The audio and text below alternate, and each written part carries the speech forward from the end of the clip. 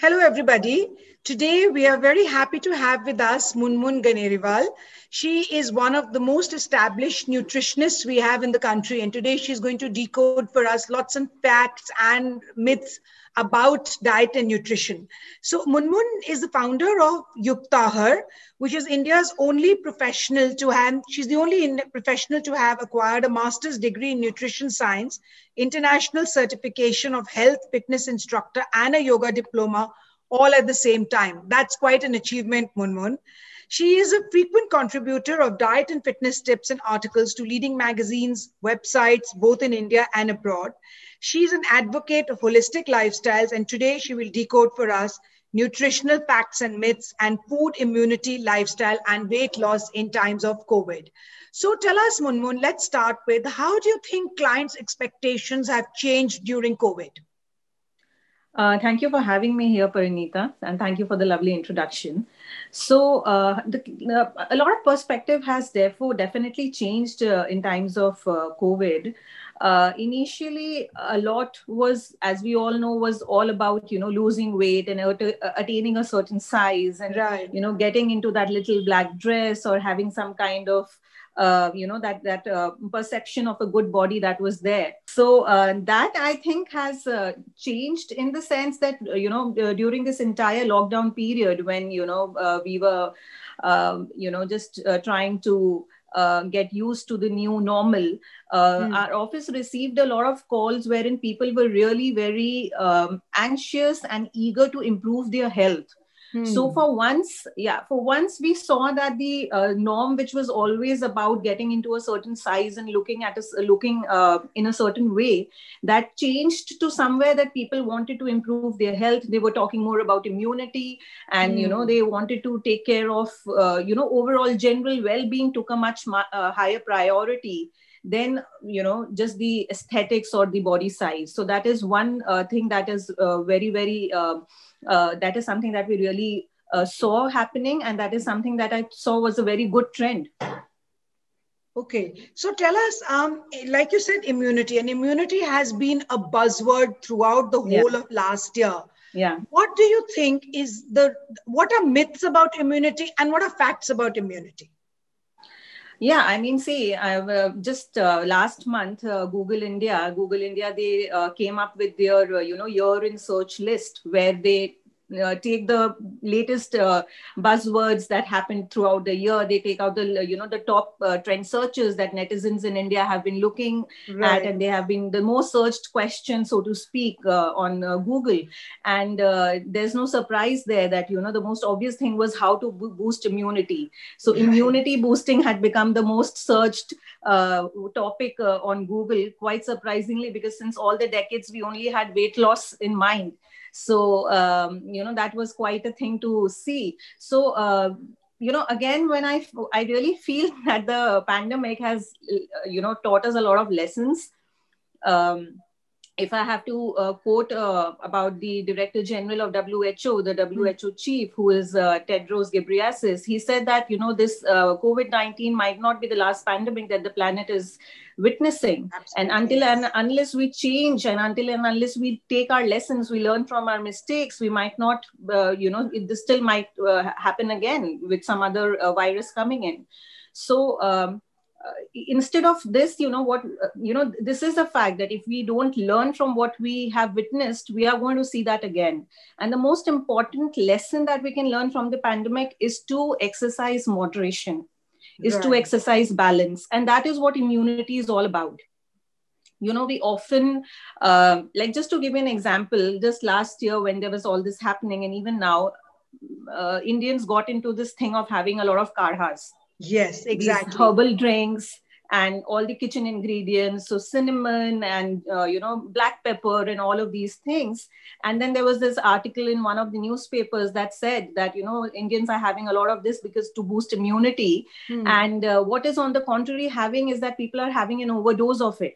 Absolutely. They're not realizing that, there is a limit to things. They are not realizing that it is not the same for everybody. And what is on the contrary is being seen is that people are having, liver toxicity, and they are having ulcers, and they are having cramps in the stomach. So all of the overdose of pepper and cinnamon is leading to that, because To rely on herbal food is great. I'm quite an advocate of that myself. But there's a limit to it. Cinnamon is, for example, had only 1 or 2 pinch of it. Just don't go on having cinnamon all throughout the day. So that is when things backfire. So even though the pandemic is really coming hard on us and telling us that, hey, just think about moderation, just learn to balance life, we are still, getting into that same vicious cycle where we are still overdoing things, where we are still not ready to learn from our mistakes. So that is one takeaway I think everybody should learn to do in life, is to have a more balanced outlook towards life. One thing there in the health industry is that, if something is good, more is better. Right. You're right. Absolutely. Yeah. So if cinnamon is good, more of cinnamon has to be better. If kadha is good, more of that has to be better. So we need to get over that fact. If you look at any of the trends like a veganism or intermittent fasting, it's all about that. We overdo things. We feel that, if intermittent fasting, or if say fasting is better, so let's overdo it. Let's do it like every alternate day, or let's do it twice in a week. So that is something that we need to quite closely look at. Yeah, so you're right. Actually, I would say also, because when the pandemic started, me and my entire family had kala every day. And then we realized that like thoda sa overdose ho raha hai, So you're right. Moderation is the key. Balance is the key. I mean, even something healthy, too much of salad is also bad. So everything has to be done in moderation. Secondly, the other thing you said was very interesting, is that it's not as if one size fits all. Everybody's body composition is different and everybody's needs are different. So you should have whatever you have based on your body's needs and your requirements. That's very valuable for for our viewers.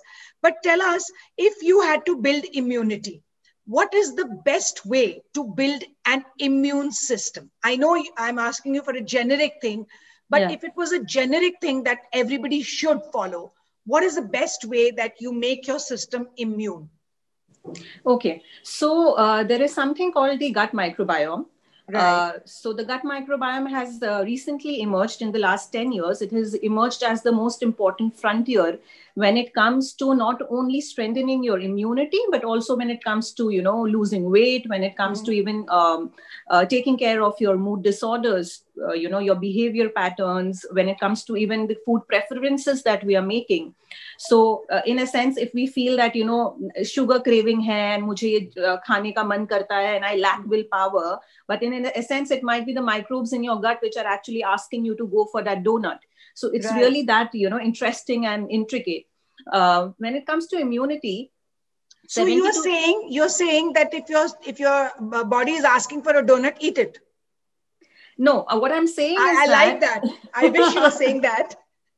Yeah, so what I'm saying is that, so this gut microbiome is actually, for the viewers, I'll just clarify that it's like this trillions of microbes that are living inside us. Right. So this microscopic community, which is there inside our belly, so these certain specific strains of microbes that are residing inside us, they actually have a say in the food preferences that we are making. Okay. So if we have a certain strain of obnoxious bacteria, they most probably will ask us and make us crave and go for a chocolate or a candy. Okay. What we do is curse ourselves that, I lack the willpower and, all of those things. But it might be actually the belly-based community inside of us that is asking us to do that.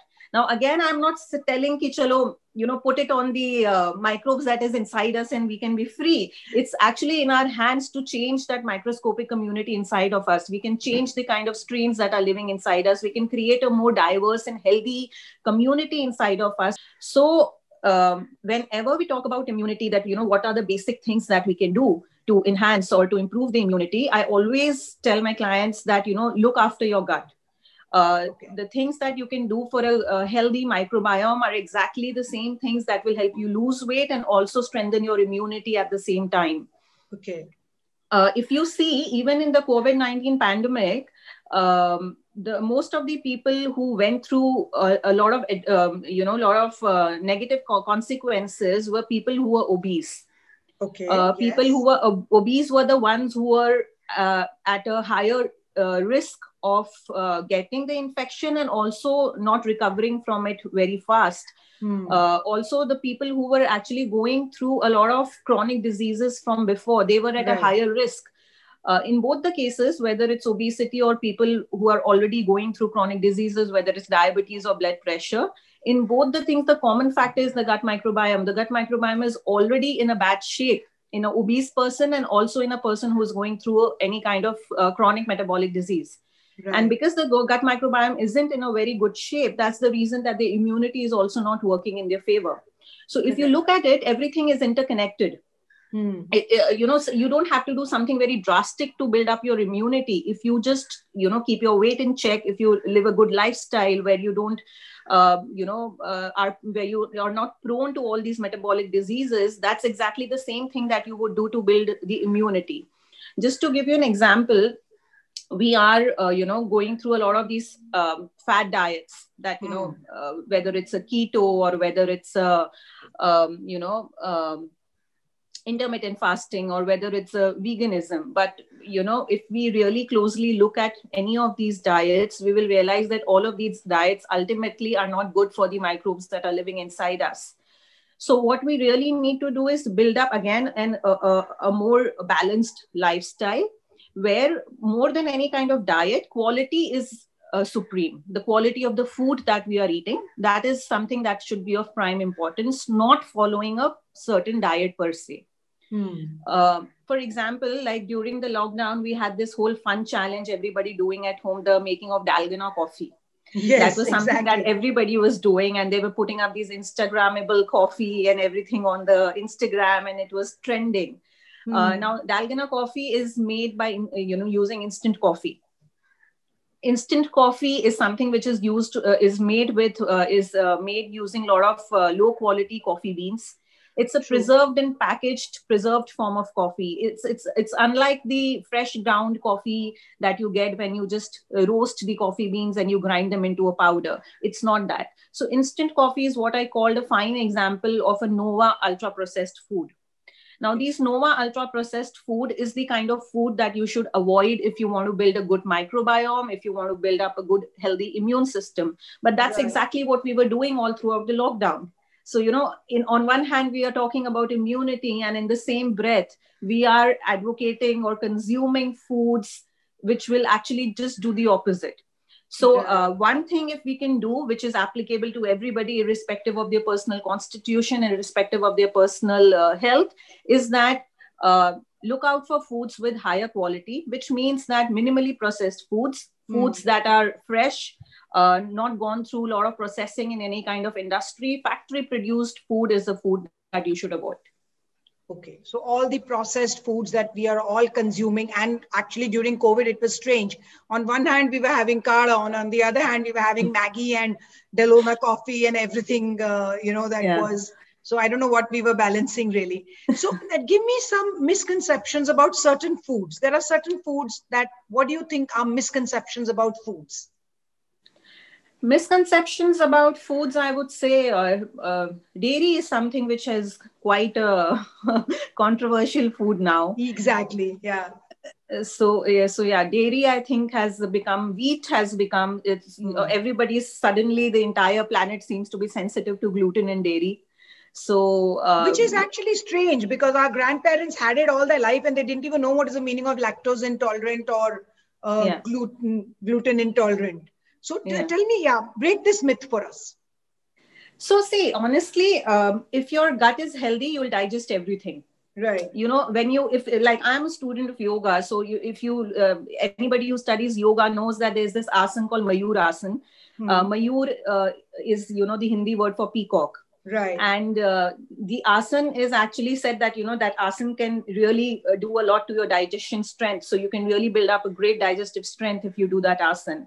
So why do you think it's named as Mayur asana? It's because peacocks are known to eat anything. Like they can even digest a snake, which is supposed to be the most toxic thing. So, this is a fact that which even modern science now has come to believe, that if your digestion is great, you can really digest everything. it's your metabolism, your digestion, that that is the deciding factor. So all these things about gluten or lactose ultimately comes to a good digestion. So of course, there's a whole way in which we work with people who are really sensitive to gluten and dairy, where we repair their gut, where we repair their microbiome, and then introduce them to gluten and lactose, and then see and actually they then start digesting it well. So that's a different thing. But mostly, most of the time, even people who are not really sensitive to it feel that feel that they are sensitive to it when they're actually not. So that itself, there's an ambiguity there, that whether they are really sensitive or not. So I think an expert has to first diagnose and make the client understand it if they're really sensitive to that or not. So that is one part. If they are, then of course the digestion has to be strengthened so that the person can start eating them. What is definitely true is that just living a life which is devoid of everything is not the way. That is not the way. Ultimately, a person should be eating everything. So if you are, if you are living without certain foods, whether it's dairy, gluten, or something else, and you feel that, this is the right way to go about with life, then no, it's not. Ultimately, you have to be on a diet and you have to work on your health in such a fashion that ultimately you are digesting and eating everything. So that is there. The other concern is also, which is again due to environmental issues. People feel that veganism is the way. A lot has also been spoken during COVID-19 because animal welfare and all those topics also came into limelight. So those issues are also there, where people feel that veganism is the way. So my job is not to convert people into certain, thing. My job is not to convert a non-vegetarian into a vegetarian or vice versa. But my job is definitely to give the right information to the people.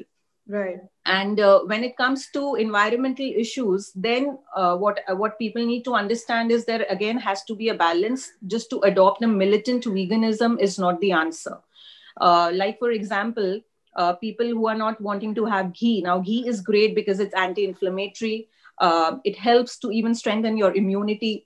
So it's great. It's put in all the karhas and everything. But there are certain people who feel that there are issues with animal welfare and, we need to save cows, and the kind of things are there. So, of course, industrial dairy production has to be, it needs to be put an end to. We cannot go on, harming the animals and having the dairy products. That is for sure. But having said that, what is really happening is that when people are going away dairy products, what they are really bringing into their diet is avocados. So instead of ghee, they have the avocados. Now, these avocados, I don't know if a lot of people know, but most of the parts of the country, in our country, in India, we don't grow avocados. So most of the avocados, they come from either Mexico or they come from Chile. So these are the places where they are grown in abundance. Now, what is happening over there is that avocados are called the blood diamonds of Mexico, for the reason that there are drug cartels in Mexico. And these drug cartels are controlling that avocado trade. And the farmers are actually paying extortion money to them. So I don't see the logic where we are trying to, where we're trying to save one species, but in our enthusiasm to save one species or the animals, we are inflicting hardships upon another community or another set of people. So that is where we need to understand, we need to choose our battles and pick wisely, because, a lot of things are happening. Like, for example, when we say no to, ban meat and ban, non-vegetarian food, we need to understand that livestock is an important economic security for farmers in India. They don't only provide milk for them, but they also provide manure and fertilizers and a lot of these natural stuff for the farmers. So if you say no to non-vegetarian food, you are actually taking away a potential source of income from the farmers. So these are things that we need to look at in totality and then decide. My advice to my clients is always this, that, if you really are a person who like to eat meat and, are non-vegetarian by birth and by choice both, then you continue eating it. But again, there has to be a balance. Like, for example, I was just speaking to Tapsi yesterday. She's my client. So she was telling me that when they were kids, they used to just have non-vegetarian food. Like, she's a Punjabi, so of course they have non-vegetarian food. So they used to have it only once a week. But then again, when this high protein diet became a trend and subconsciously we started having it every day, we ourselves didn't realize that when this once a week became to 5 days a week or 6 days a week. So that is where we are going wrong. Again, the balance in moderation and consumption has to be there more than adopting a militant veganism theory that, everybody should ban meat and everybody should ban dairy. A moderation has to be exercised where we are only consuming non-vegetarian food once or max twice in a week. Yeah. So we have to have, basically what you're saying is that your weekly plates have to have a balance of food.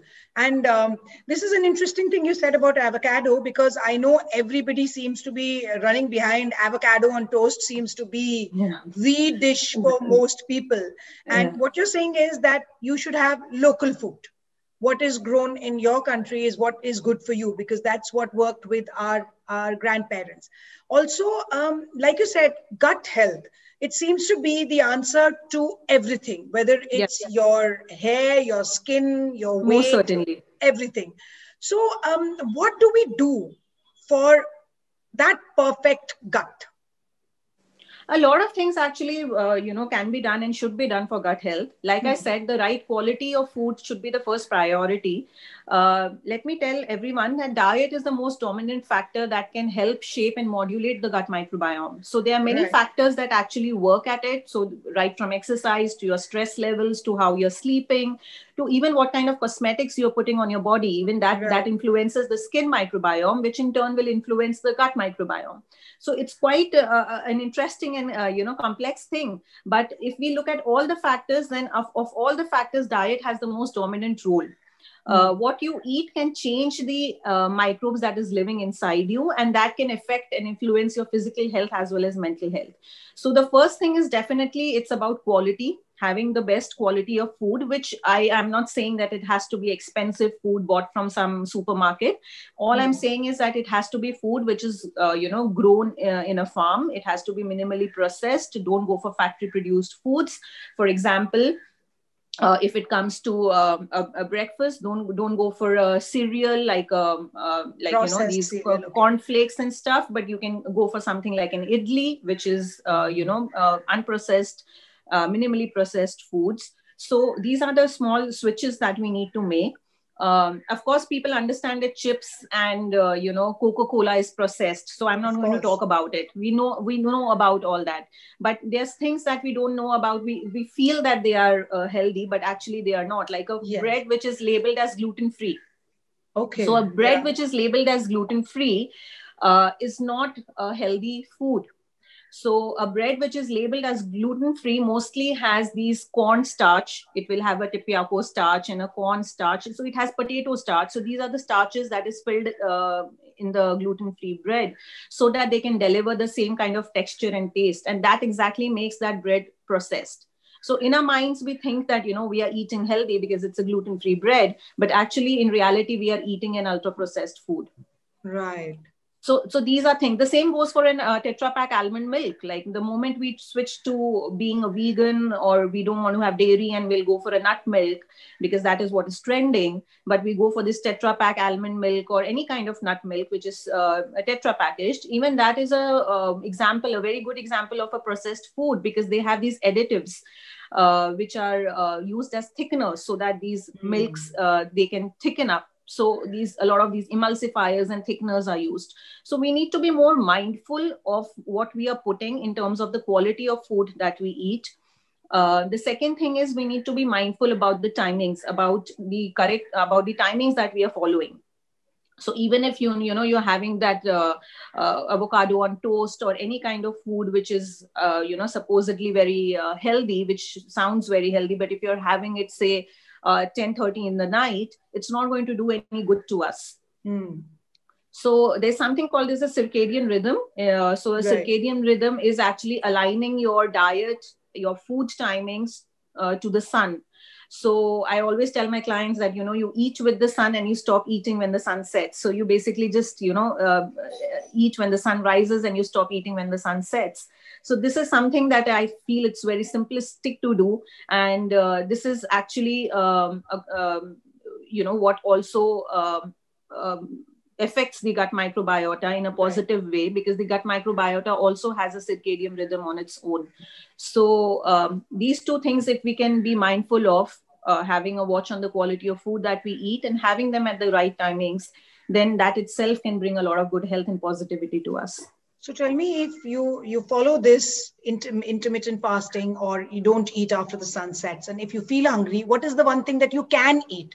Or you say that bilkul, no, just don't eat. But if you're really hungry, what should you eat? Nuts, apple, what? Yeah, so that is a good question. And I will say that the straightforward answer for that is that, if you are sleeping, you won't be hungry.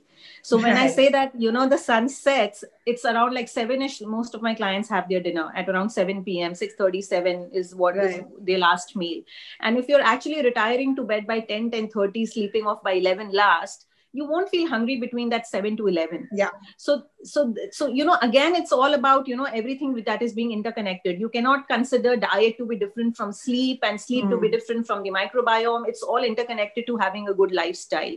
So most days of the week, we should aim to get on the bed to sleep early, because when we sleep early, we also close our kitchens early. And this whole thing of, eating according to the sun, it becomes a reality. The only time we are struggling with it is when we are staying awake, when we are not sleeping till 12 until 1, and then we want to raid into the fridge, and then we try to look into something, because then we get hungry. So staying committed to the diet requires that you also stay committed to your sleep pattern. Having said that, if after dinner somebody really is wanting to eat something, firstly, yes, you have to wind up your day and you have to retire to bed early. But having said that, if you really do want, then any kind of herbal tea, or a cup of milk, a cup of herbal tea, maybe a chamomile tea, or a milk with a pinch of nutmeg powder, because nutmeg powder, jaifal, which we say in Hindi, it's very good to induce good sleep. So it can work both ways. It can make a person feel little nice on the tummy, like feeling little fuller, and also will help induce good sleep. What about haldi doodh? That's also the trending word these days. Haldi doodh works very good. Haldi doodh is great too. So even in the haldi doodh, you can put a pinch of jaifal, a pinch of nutmeg. Okay. So sleep, like you said, is a very crucial part for your health. And during this time, people have faced a whole lot of issues related to sleep. Tell us some easy ways in which people can handle their sleep issues. So basically, people who want to sleep but are not getting sleep. Who want to sleep but they're not able to sleep because of stress, tension, so many things. COVID has actually taken away a lot of people's sleep. So what should they do so that they get a good night's sleep? Yeah, the first and foremost thing is that they have to shut their gadgets. We are almost, every minute and every hour, we are addicted to Instagram, and we are addicted to social media, and we are addicted to everything. We are facing this FOMO, the fear of missing out, where we don't want to miss out anything, and every news has to come to us first. So we have to get rid of that habit. If there's a person who is really struggling to sleep, then the person has to really switch it off, post sunset. Otherwise, an hour prior curfew is enough. But if a person is really struggling with it, then I really advise that the person should stay away from it post sunset. A lot of other things can be done, like firstly, if the person is having too much tea and coffee in the evening, that also ultimately leads to the fact that the person struggles to sleep later in the night. So that is again another thing. The third thing which I really recommend a lot is left nostril breathing. Now this is a pranayam. It's called a left nostril breathing, and it's pretty simple to do. You just lie down on your bed. And while lying down on your bed, you just do this pranayam when you're ready to sleep, and you just do 5 rounds or 10 rounds. Of course, when a person breathe in from the left and breathe out from the right. Yeah. So basically, the person will shut the right nostril like this, and the person, while has shut the right nostril, the person will only breathe from the left. So the inhalations, when the person is taking from the left nostril, it has to be deep inhalations. Slow and deep. So the inhalations in pranayam are always slow and deep inhalations, and the person can count. So maybe like 1, 2, 3, 4. and then exhale from the left nostril itself while keeping the right closed. The same way the person has to exhale, 1, 2, 3, 4 floor, maintain the same, the slowness in exhaling. So this is one round. So in that way, a person can do 5 rounds, 10 rounds, depends on the person, because when you're starting it anew, it's difficult to do more than 5 rounds in the beginning. But then slowly you can build it up to 7 rounds, 10 rounds. So this is something that really helps because it relaxes the nerves. It relaxes. So that we have in yoga, it's called the Ida and Pingala, which is 2 sides of the brain. So it helps, balance and relax and calm the one which gets really stressed and anxious and doesn't allow us to sleep. So this is something that really is helpful. Okay, one last question. Tell us, fact or fiction? The fact that we Indians have eaten on the road, eaten golgappas and eaten everything has actually contributed to our immunity. Is that fact or fiction? I don't think I'll be able to comment on that, because a lot of research says yes, a lot of research says no. So it's kind of it's an ambiguity right now. The fact is there is something, I'm sorry, I'm not able to give a fact or fiction answer. That's fine. Okay. But there is something which is called as hygiene hypothesis. So this is a fact that the more over hygienic environment we develop around us, the weaker the immune system gets. Okay. So this is a fact that in foreign countries and Western countries, we have kids with autoimmune diseases. Autoimmune disease is nothing but basically your own immune system targeting you, is your own immune system getting into a hyper mode where it is attacking your own cells.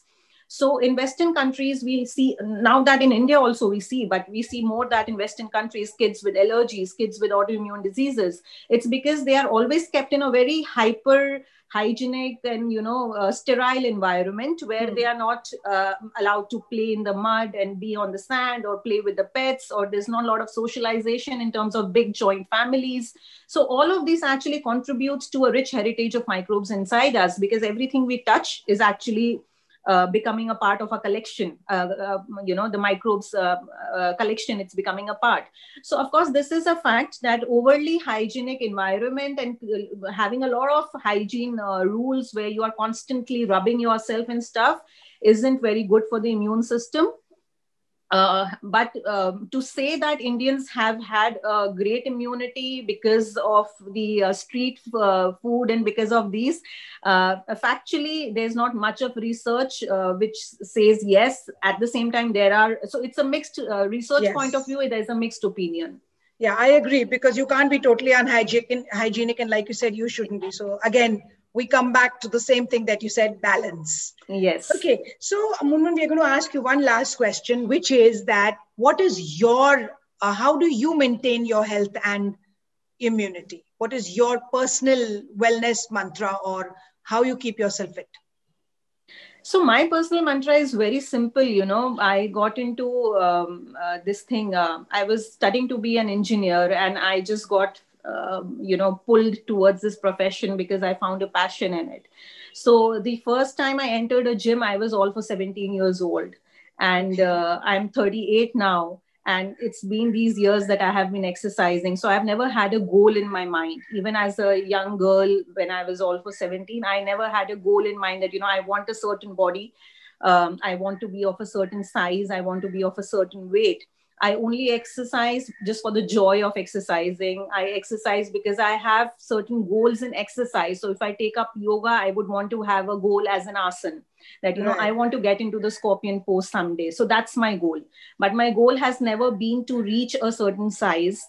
So I think I was very happy with the way I was in terms of my body aesthetics. And I didn't care much if anyone didn't agree with me. So I think I've always eaten to stay healthy, and I've always eaten so that I can exercise. I've not exercised as a punishment to what I eat. Right. I have exercised to celebrate and see what all my body can do. So that is something that really keeps me going, because when you have a body size goal, you attain that goal and then you are, finished, you're done. So there's no motivation to go any further. And that is when that yo-yoing happens. So for me, just living this life is like, of eating right, of exercising, of sleeping on time. Of course, I have my ups and downs. Things happen in personal life, and there are certain Absolutely. emotional issues that bother, and things go haywire. But I think I have, because of this lifestyle, I have also developed a lot of mental resilience. So my resilience, helps me get back, and I again get back to my same routine. So this is like what I do, like very simple, just eating normal ghar ka khana, and not eating much outside. Even if I travel, I try to eat healthy food, like which I don't mean healthy in the sense of soup and salads, but what I just mean is staying away from packaged processed foods, Right. and exercising, sleeping on time, and yoga and pranayam is something that I really feel has added a lot of value to my physical health and mental health. Okay, that's really great, and thank you so much for being with us today. And I hope we're able to do this physically soon. But till then, I Yes. guess we'll have to manage with just screen time. And for our viewers, if you have any questions for Munmun, please feel free to send them to us, and we'll try our best to get Munmun to answer them. And bye, Munmun. Thank you so much for being with us. Thank you so much for having me, Parinita.